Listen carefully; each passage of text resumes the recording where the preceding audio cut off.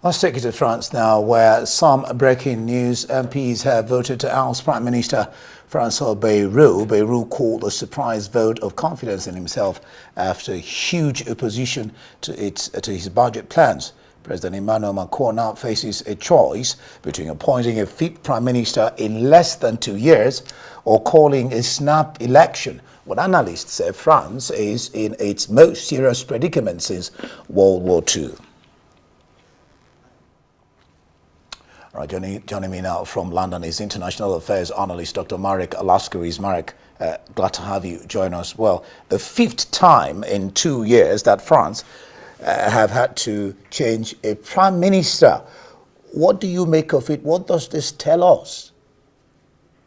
Unfortunately, France cannot resolve its financial problems, and this is simply an ongoing crisis for the past 2 years.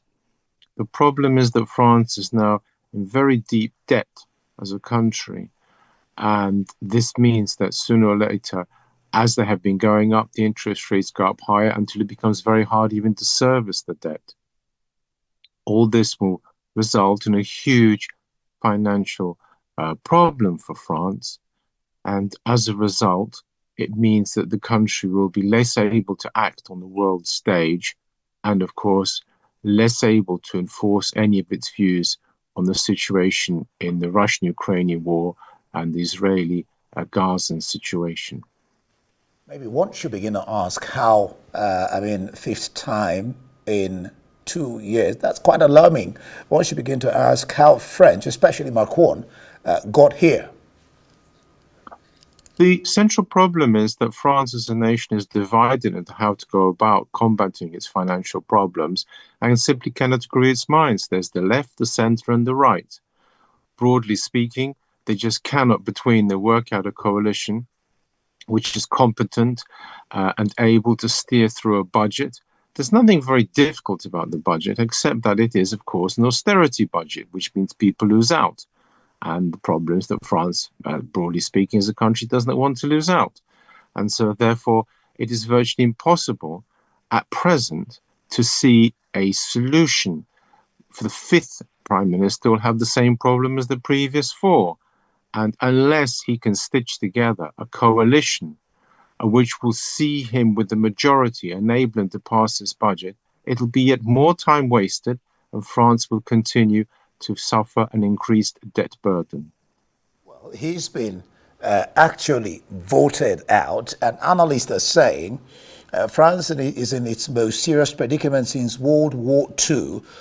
What's the implication of this, really? It is indeed a very serious crisis.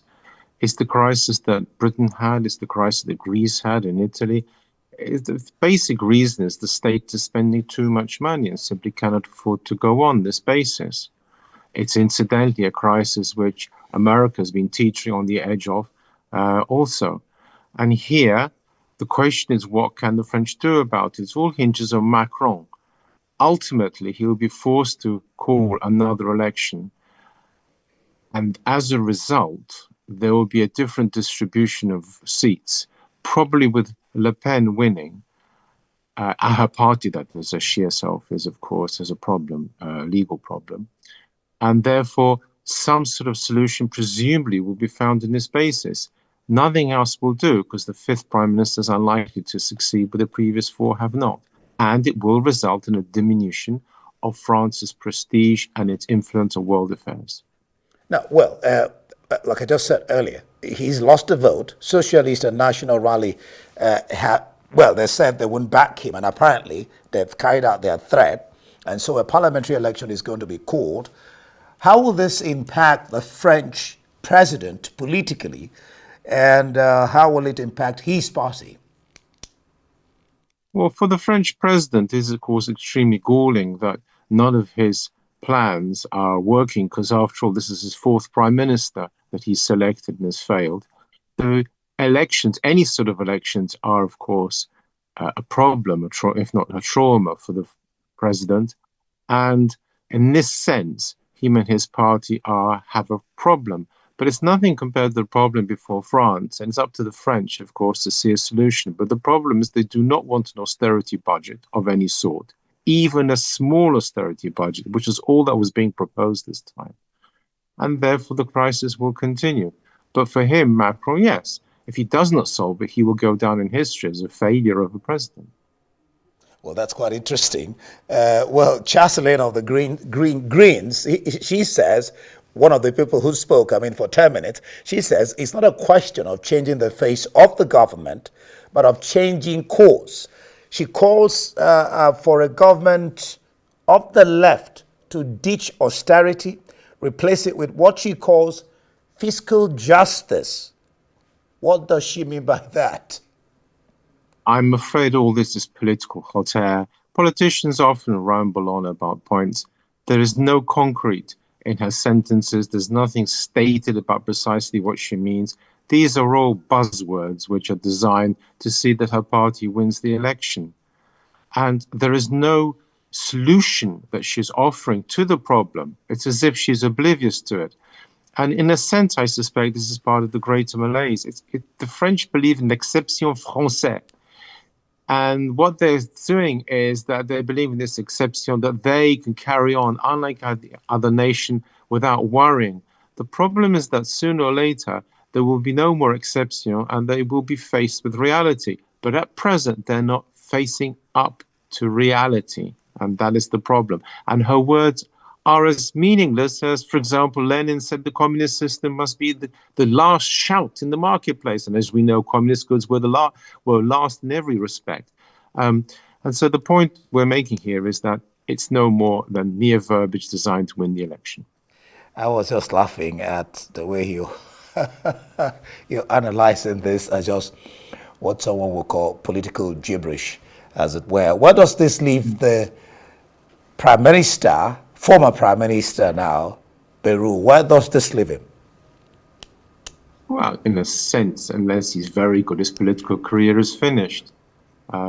He can't carry on for the time being. It's quite clear he does not command the respect or the support of other politicians. And therefore, to that extent, he can be nothing more than simply a member. His tenure as Prime Minister, he did his best, but it's a very difficult situation. And he didn't manage to succeed.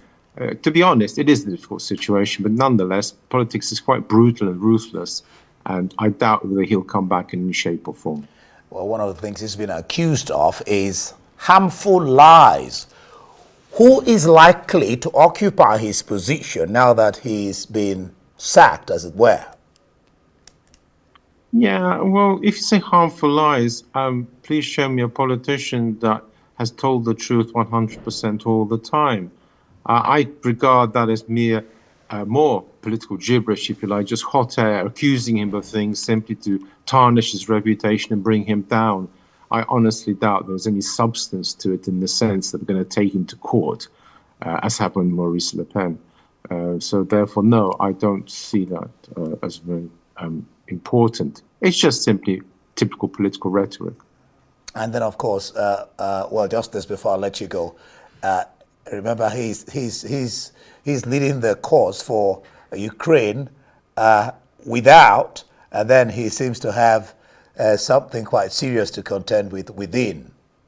How he's going to handle this opens up so many imaginations. What do you think? Alas, it is becoming quite clear that all this is effectively neutralizing France, or at very least reducing her prestige and her ability to influence events. Soon, if they don't have the money, they won't be able to send any aid, financial, military, or anything at all.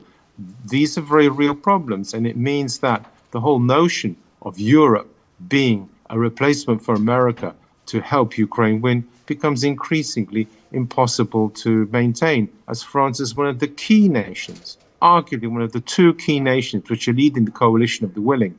And if the French can't get their act together internally, they will be unable to lead a coalition of the willing, or rather will be seen to be a sort of a worthless, if you like, a leader. All this is therefore good news for one person, at least, President Putin. Yes, indeed. And who knows whether Trump will be laughing We'll watch the space and see how things develop. Thank you so much, Dr. Marek Laskiewicz, our international affairs analyst all the way from London. Thank you.